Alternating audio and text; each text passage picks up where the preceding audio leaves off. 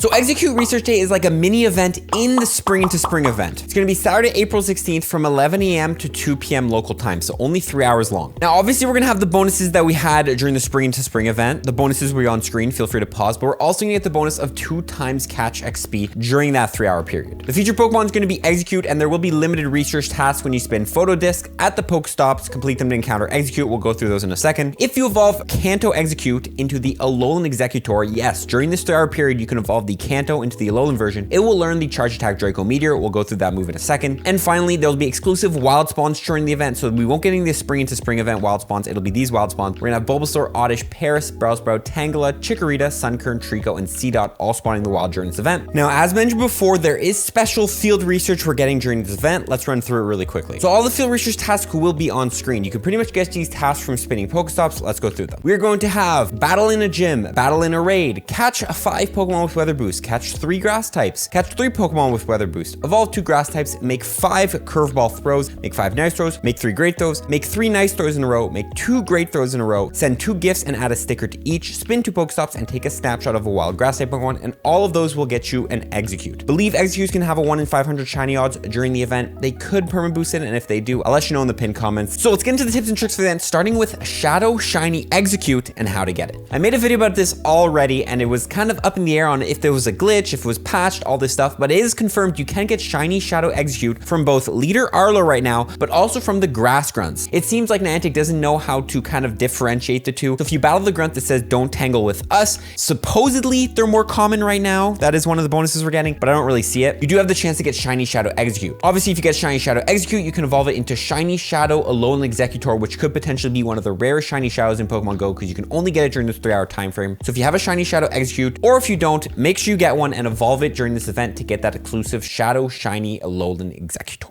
Now let's talk about the wild spawns. What are the best ones to go for? First thing I want to mention is be sure to Mega Evolve a Grass type Pokemon, either Mega Venusaur or Mega Abomasnow, the 2 Grass type Megas. All the wild spawns are going to be Grass types, so you definitely want to have one of these Megas evolved so you can get bonus candy for all these Grass type Pokemon. But what are the best ones to catch? First one I'm going to shout out is going to be the Pokemon Paris. Paris is one of those Pokemon that gives you 500 base Stardust per catch, and you can get even more during Weather Boost and with a Star Piece just from catching one of them. So definitely worth catching all the Parises you see if you're low on Stardust. Also, we're going to have Bulbasaur spawning wild, and Bulbasaur evolving into Venusaur is going to be a good Pokemon for both the Great and the Ultra League. One of the best, most meta grass type Pokemon there is in the PvP metas. Also, Venusaur does have the Mega form, so if you don't have the 100% IV or enough XL candies to get the level 50, definitely a Pokemon you're going to get after. We do have Oddish, which can evolve into Blossom or Vileplume, and both of these Pokemon do have play in some limited metas. I think we saw Vileplume in the Love Cup. The Shadow Vileplume was pretty good there. Definitely a Pokemon you can consider getting. Bellsprout, which evolves into Victory Bell, a pretty good Pokemon for the Great League, but specifically the Shadow version of Victory Bell, you can get candies by catching these Bellsprout, is a great Great League Pokemon. To get a Shadow Bellsprout, by the way, you do want to battle Giovanni's Decoy Grunt. So not Giovanni itself, but the Decoy Grunt you find at Pokestop. We have Tangela, which evolves into Tangrowth. Tangrowth does have some play in the Great and the Ultra League. I've ran it myself. It's a pretty good Pokemon with a pretty strong moveset, but does get outclassed by other grass types. We have Chikorita, which evolves into Meganium. Again, another good grass type for the Great and the Ultra League. In the Ultra League, you do need